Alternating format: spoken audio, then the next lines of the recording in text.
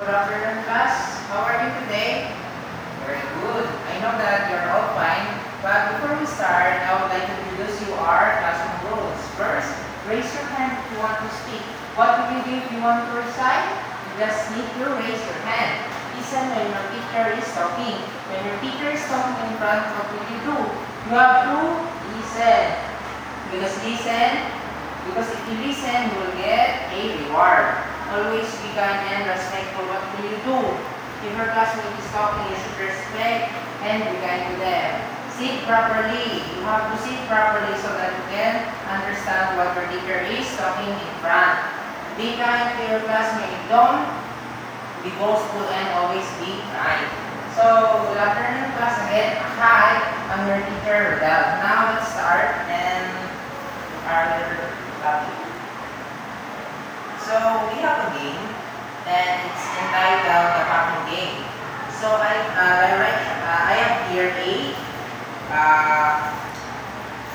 manufactured packaging biscuit which the name is Brutus. So the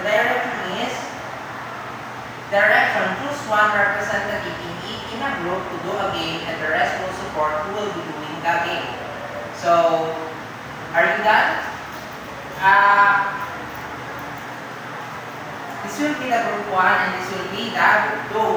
So, you just need to do is choose one representative in your group and come in front to get the items that they need to perform the game.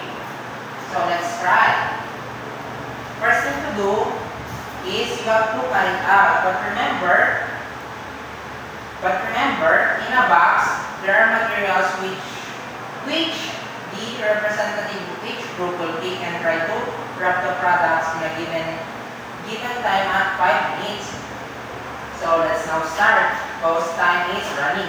So let's, for example, this is the cover and what we need to do is put it in here inside of this plastic. And of course, we have to make sure that the cover or the wrapping is clean before we put or unting the biscuit inside of the cover. And after we cover, we have to put tape or what do we call this? It's tape.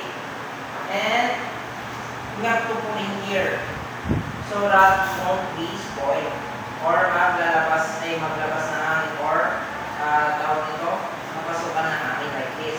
This is the next an example because I don't have such materials to use.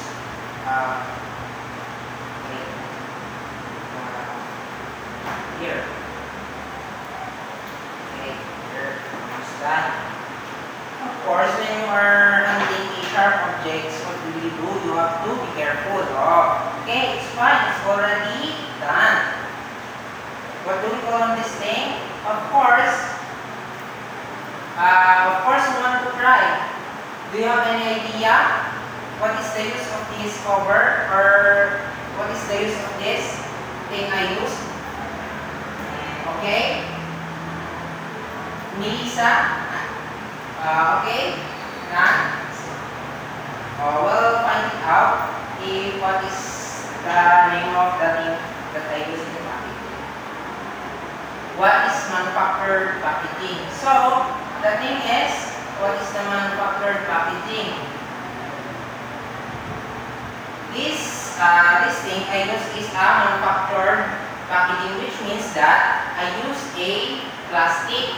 There are types of packaging and there are may mga gamit sa manufactured packaging na ang gamit ay hindi tayo gumagamit na natural packaging. Unlike sa natural packaging na gumagamit tayo na paper bag, balat ng saging, mga kawayan, or anahaw, or any other na natural galing sa ating environment. While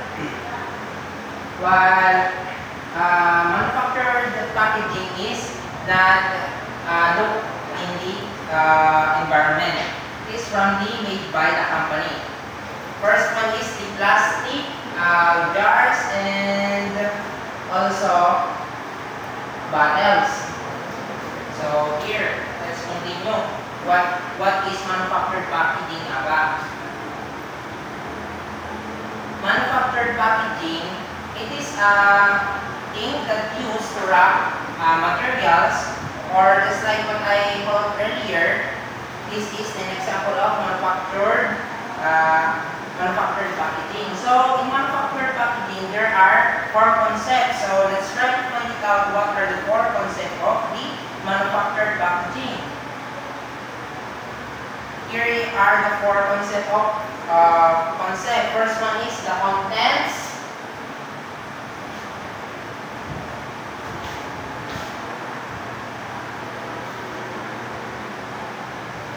Here are the contents, creation, compliance, and purpose. These 4 concepts should be always included in the manufactured packaging, because if these 4 concepts are not included or even missing one of these 4 concepts in the manufactured packaging, it means that it could be misconception, or it could ruin the product, or it maybe can cause for unintended incident. So let's see what are the 4 concepts here. So content in manufactured packaging, it says here that content includes the product itself, protective materials, and labels. Sa contents daw, include na yung mga product, yung mga protective materials, and labels, the things that use, or that also the labels. Just like here, let's have an example of espresso. It states here the contents of the food, the nutrition facts. Yes, the nutrition fact, it says the serving size, 3 pieces, 3 kilogram, trans fat, cholesterol, and the sodium 90 grams. That's the content. And for the purpose, it's crucial for marketing, branding, and creating communication. When we say purpose, what is the purpose of the product? Why do those companies produce? What is the purpose of the product that they are doing, or they are producing rather? Of course, they will state the purpose of the product in a manufactured packaging, so that the consumer or the buyers would be able to understand or easily can see or find out what is the real purpose of the product. The next one. So when we say creation, a packaging manufacturer is the company that designs, prints, and assemble. When we say creation, it is the one that the company create, or the manufacturer, the company, or they design, the prints, and assemble. Creation, this means that it can be who, when, and where. It can be possibly who are the person, or who made the product, or who create the product. And it also define that where. Saan nila ginawa? Where is the location that they create the product. And the last is when. When we say when, kailan. It also states that in creation, that it must be it should have a date. It should have a date indicated or required to put in the product, so that it will be defined the expiration date of the product. Just like here, it states here that way. Expiration date is it's almost due date of an expiration date. October 29, 2025. Oh, here. There. The next one. The compliance. State here manufactured grade packaging that meets all necessary regulation for consumer safety and environment. In compliance, it is stated here that the manufactured grade packaging that meets all the necessary regulation for consumer safety and environment. Dito, sa packaging ng compliance dito, dapat namini or nakalagay ang mga dapat na malaman ng mga consumer if ever man magkaroon ng hindi nasang pangyayari, ay pwede they can actually contact or chat were the place or kung sino ang mamayari ng produktong iyon para maiayos or magkaroon ng karampatan para sa hindi maayos ang pagkagawa nila sa produktong kanilang pinoproseso. Here are the example of the manufactured product. Example of manufactured packaging. Snapia.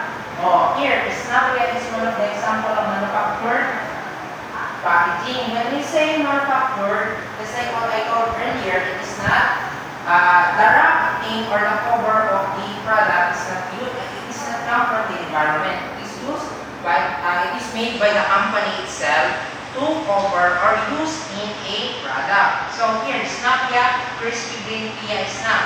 State here the location box, which is the contents, the expiration date, which is the February 26, would be next year. And actually, it state for also the Yanyan International Philippine INC compliance. It state here that, yes, it state here that Cabanatuan Barangay 168, Biparo, Caloocan. Just like what I told earlier, that they state the important details for some reason that if ever their product is not good or not well manufactured, not well wrapped, they can actually access that person or that company. The next one is the lava cake. Lava cake is also an example of manufactured packaging. How about you, my dear student? Have you ever tried or bought to manufactured packaging in a store, in a canteen, or a grocery store? Okay, very good. Let's give her a clap. Very good. This one. We have here a snack. It is also sweetened. It also here states the ingredients, the allergen information, contains sweet milk, soy milk, and storage condition. So, if you're going to the market, what are the things you consider before you buy? Of course, the content. The content, the compliance, the purpose, and the creation.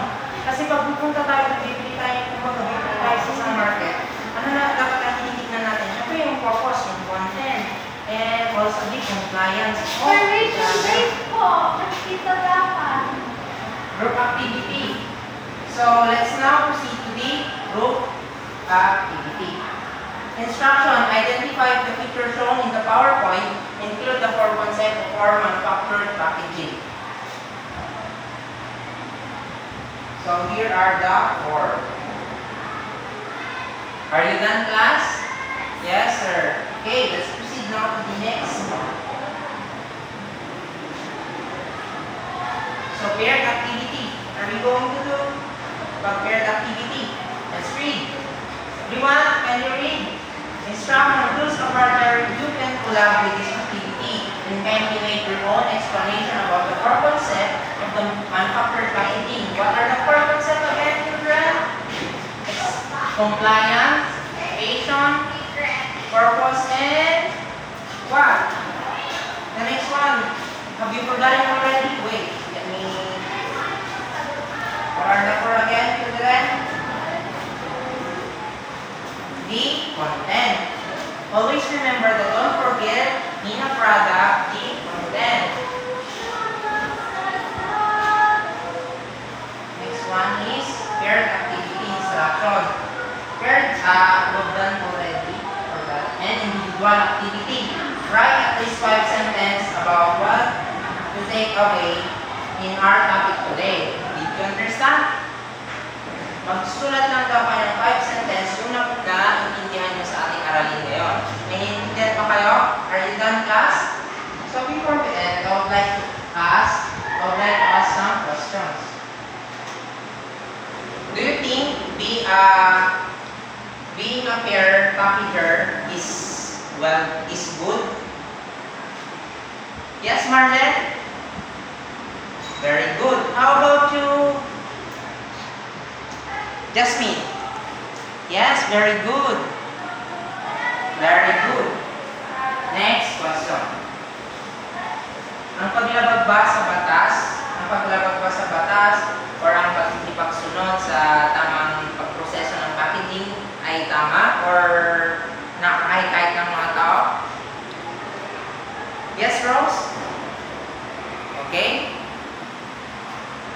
Almost there, your answer? Yes, science? Okay. And anyone wants to try to give or share her answer?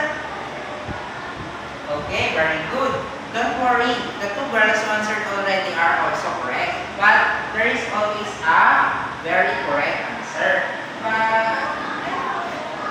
And next question is, do you think manufactured packaging is the best used thing to do rather than the natural packaging? Yes, Mr. Romel, very good. That's right. It is most useful to use the manufactured packaging because it is not easily to ruin or destroy. It cannot be destroyed at a easy time or in immediate time, unlike the natural packaging that nasisira agad ito pag nababasa. Tulad na lang ng paper bag. And for the last one, what do you think is the importance of the manufactured packaging in the product? Sir? Oh yes. What is your answer? Very good. That's right. It is important to use a manufactured packaging in a product to make sure that the product is well, accurately, and well protected by any spoliation or any pagkasira or nabubutasan. But of course, remember that we are handling a manufactured packaging. We should make sure that our hands are clean. It is also pwede rin naman gamitin sa mga ordinary, most of it sa mga ganyang tao, mga like professional na yung mga gumagawa or nasa industry sila or sa mga malalaking kumpanya. But of course, tayong mga maliliit na mga farmer, business owner, we can also do that. But as we are ordinary people, pwede rin naman natin gawin yan. But in a way that we can make sure that the product or a food that we are manufacturing or packaging are well secured and is accurately on the process of how food is made. So, before we end our class, we don't have an assignment today because you did well listen to me, and I believe that you are paying attention so much in my class today. And that's all. Thank you class for listening, and goodbye.